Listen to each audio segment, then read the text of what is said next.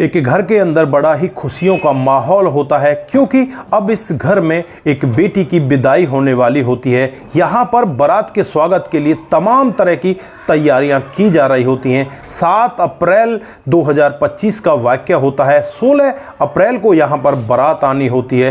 दोस्तों 7 अप्रैल को अचानक ही जो यहाँ पर इस घर की यानी इस लड़की की माँ होती है वो घर से गायब हो जाती है। दोस्तों अब यहाँ पर लड़की का पिता तमाम तरह की कोशिशें करता है उसे ढूंढने की, लेकिन कहीं से भी कोई खुलासा नहीं हो पाता।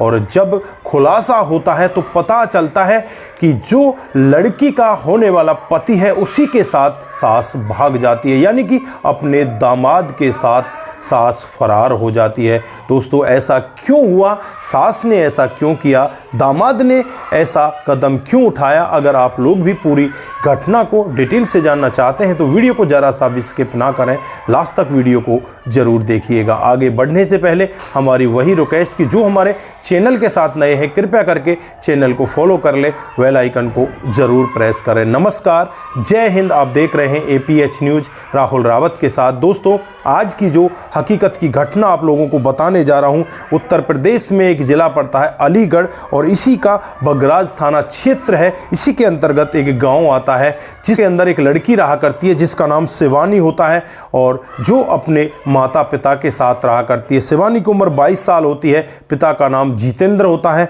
माँ का नाम अनीता होता है। दोस्तों जिस लड़के के साथ इसकी शादी तय की जाती है उसका नाम राहुल होता है।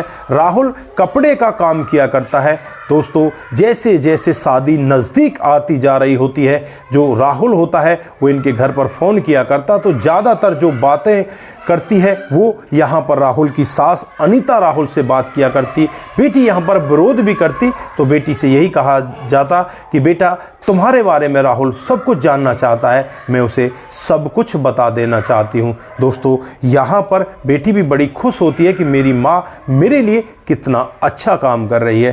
दोस्तों 7 अप्रैल 2025 का वाक़या होता है जब सुबह सुबह जितेंद्र अनीता से कहता है कि बहुत ही कम टाइम रह गया है शादी में, हमें कार्ड जल्दी जल्दी वितरण करने हैं, अब जल्दी से चलो मेरे साथ, हम कार्डों को वितरण करवा के आ जाते हैं। तो यहाँ पर जो अनीता होती है वो कहती है कि मैं अपनी बहन के वहाँ कार्ड दे आती हूँ, आप दूसरी तरफ चले जाओ, जल्दी से निपट जाएगा।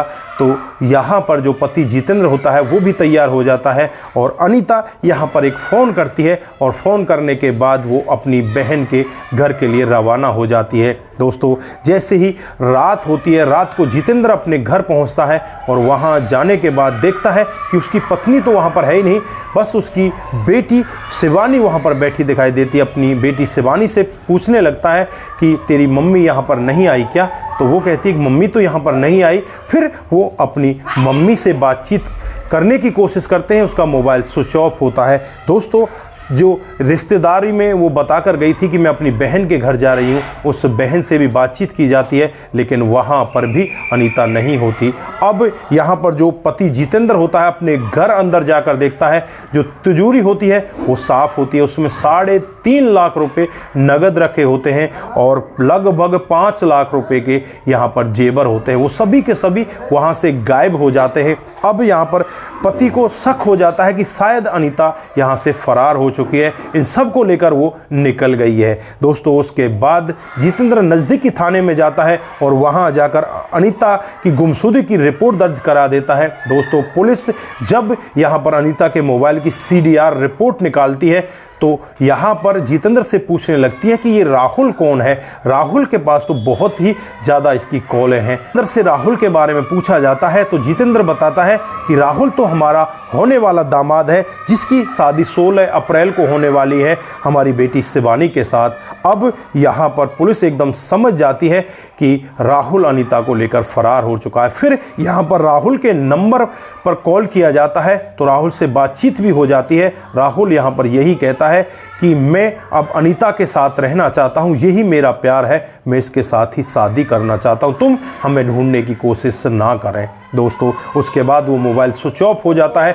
पुलिस अपनी जानकारी जुटाने लगती है, इधर उधर से कॉल को ट्रेसिंग पर लगाती है। पता चलता है कि जो नंबर फिलहाल एक्टिव था वो रुद्रपुर में था, जो उत्तराखंड का रुद्रपुर है। 9 अप्रैल का ये वाकया होता है। दोस्तों पुलिस अपनी जांच पड़ताल में लग जाती है, लेकिन वहां पर कोई भी अभी तक पुलिस के हाथ सुराग नहीं लग पाया है कि ये दोनों के दोनों है कहां। इधर जब लड़का पक्ष के घर वालों से बातचीत की जाती है तो वो यही कह रहे होते हैं कि जो आपका खर्चा हुआ है वो खर्चा हम वापस दे देंगे, इस मामले को यहीं पर दबा लो। लेकिन यहाँ पर सोचने वाली बात कि लड़की की शादी होने वाली है, लेकिन लड़की की माँ अपने दामाद के साथ भाग जाती है। दोस्तों कैसा कलयुग आ चुका है। और जो लड़की की माँ है इस लड़के से लगभग 11 से 12 साल बड़ी है, और अब ऐसा उसने क्यों किया, क्या बड़ी वजह रही होगी। दोस्तों उसके बाद ये मामला सोशल मीडिया के जरिए, टेलीविज़न के जरिए, अखबारों के जरिए पूरे इलाके में फैल जाता है,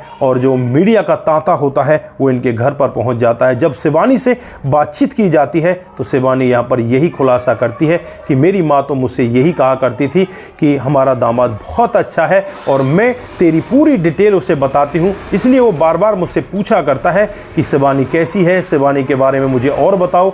मुझे नहीं पता था कि मेरी माँ मेरे साथ में ऐसा करने वाली है।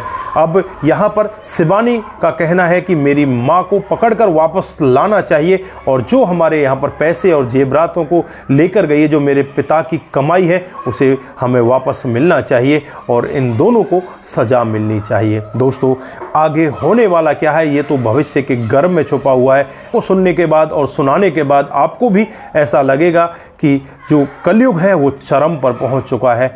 एक माँ अपनी बेटी के जीवन को किस तरह से खराब करती है।